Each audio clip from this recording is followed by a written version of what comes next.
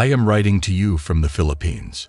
Every word I put down here comes with a sincere desire that your audience will understand the gravity of what I'm about to share and take necessary actions to avoid this horrible place called hell. That was meant for Lucifer and his cohort. Most people still do not believe hell exists. I was once a part of them. I only thought hell is while you leave on earth. This was totally wrong. After what I went through, I can boldly confirm that there is a place for sinners and those who refuse to seek salvation in the Lord Jesus Christ. This is called eternal condemnation. My lust for women started when I was just a teenager. Due to my lust for women and my intense sexual desires, I started masturbating at a very young age. At the time, I wasn't able to approach women, so I would only watch pornographic scenes and stroke myself. I initially thought, with time, the desire would stop. But I realized I fell deeply into it. I kept this as a secret and never informed anyone, not even my mom. I knew the society, and the faith of my mom as a Christian was against it. This continued for so long, and I grew with it. It got to a point where I no longer got the excitement I needed when having sex the normal way with ladies. The effect of what I had watched on adult websites propelled my desire to crave for something extraordinarily. In fact, I grew up to become a total slave to the devil. I was only interested in things that were disgustful and intolerant. Dear sir, I would not want to waste much time to speak of all the disgustful things that I did. I personally did not know they were wrong and brutal.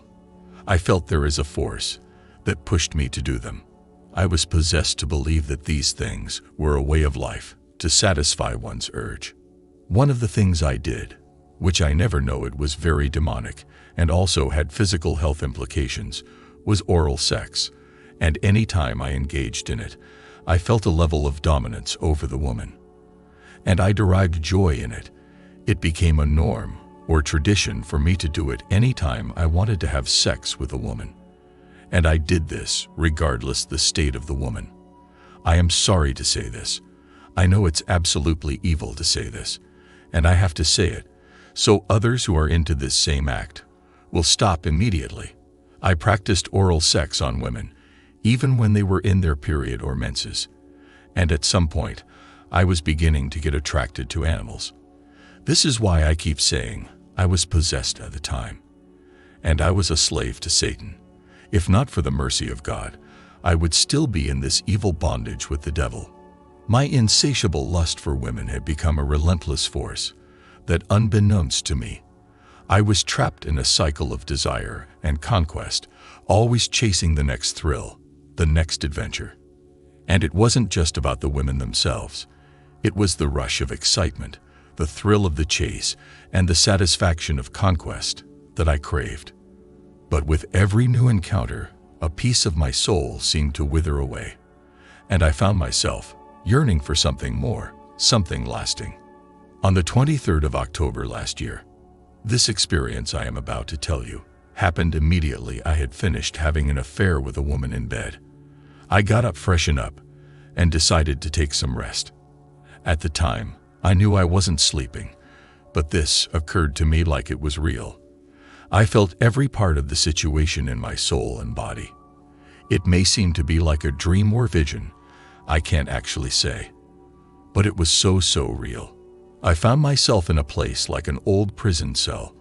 I lied on the cold floor of the wretched cell, my strength utterly drained from me.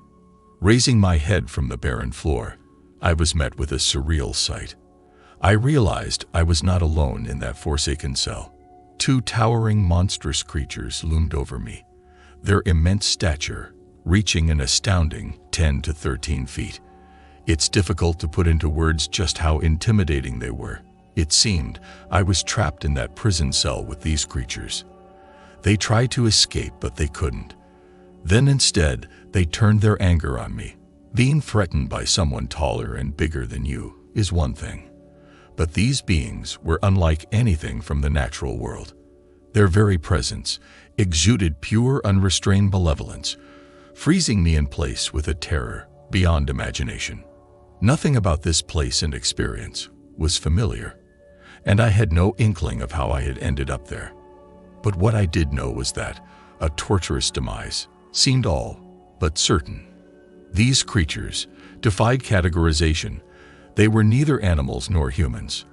They resembled grotesque reptilian figures, yet their limbs were grotesquely disproportionate, devoid of symmetry. The first creature, shorter but powerfully built, had a body covered in bumps and scales.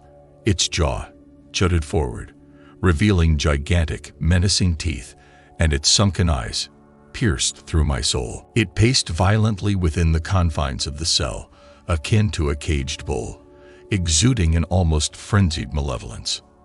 The second beast, taller and more slender, had long, sinewy arms, adorned with razor-sharp fins. Its claws, nearly a foot long, protruded from its hands. Though its evil essence remained undeniable, it stood relatively still, casting a shadow of sinister calm. I could hear them.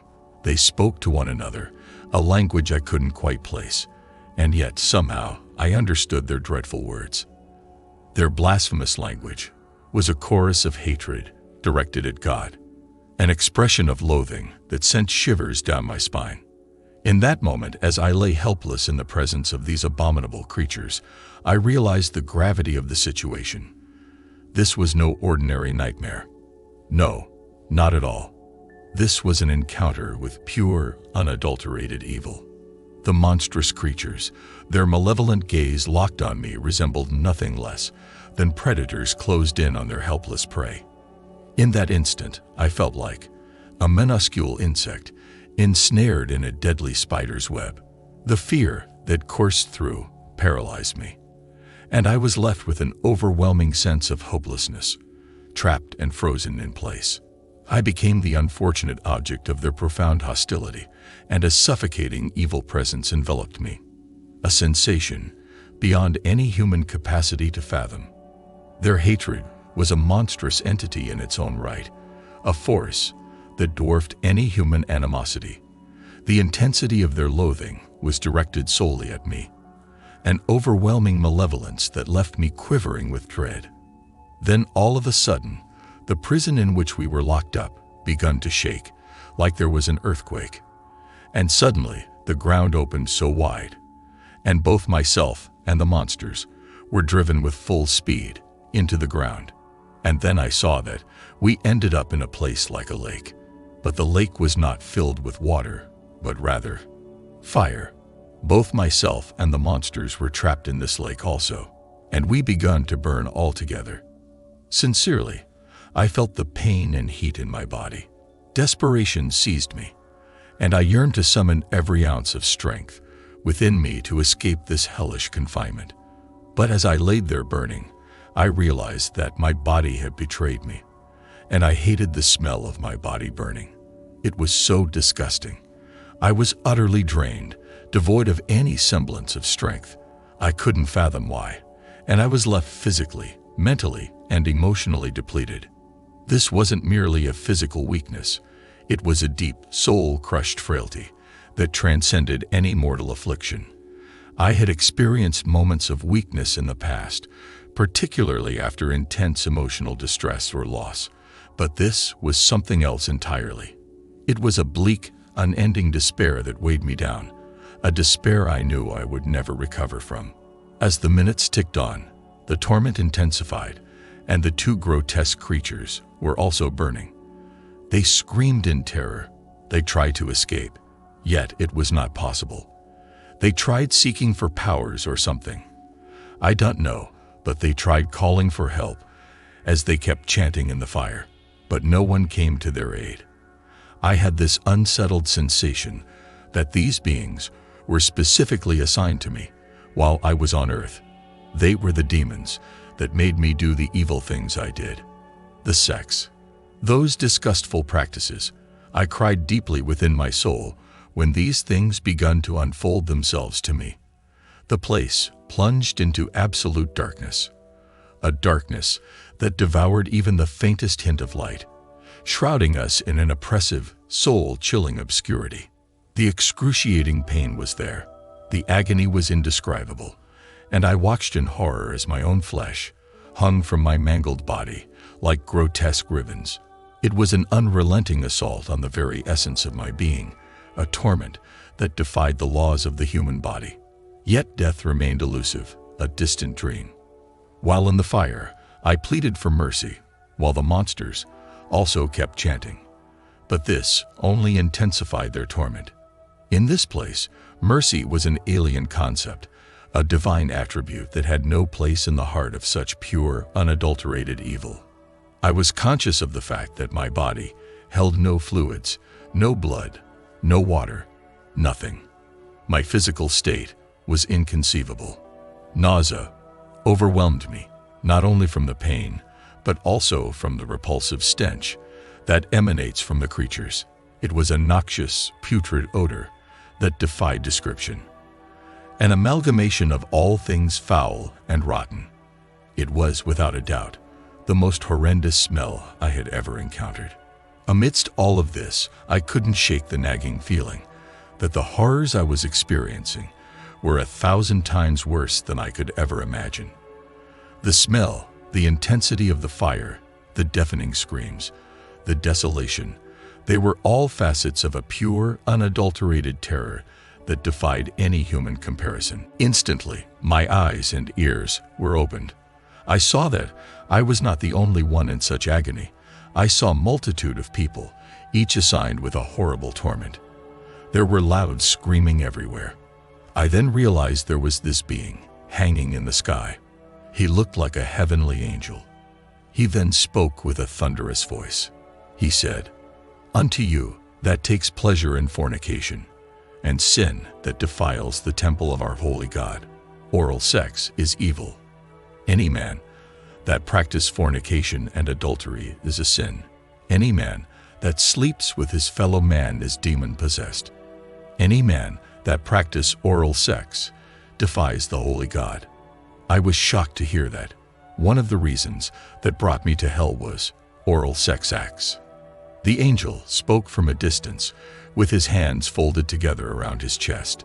He said again, "As you go, live not to please your desire, craving, and sexual urge for evil sex style. Live to please the Lord." And immediately I found myself back to my room, heavily covered in sweat, shaking, and in tears. Great Miracle Avenue. I prayed that your audience adhere to this that I'm about to say. Oral sex and any other sex that goes beyond the natural way of having sex will eventually end its victim in hell. Hell is real and a no place for anyone because it's terrible. And now, a repentant soul, I can't afford to go back to that terrible place again. What happened to me was just a few minutes, and it was unbearable. So ask yourself, if you are to spend eternity there, choose to walk with God, to please Him, and receive a crown of life, then live to gratify the flesh. Thank you. Thank you for watching to the end. Please help us get this message out to the rest of the world by forwarding it to all of your friends and family members. If you haven't already subscribed to my channel, please do so right away so that you can receive other videos on God's Word in the days and weeks ahead. I am grateful to you, and may God continue to bless you till our next meeting.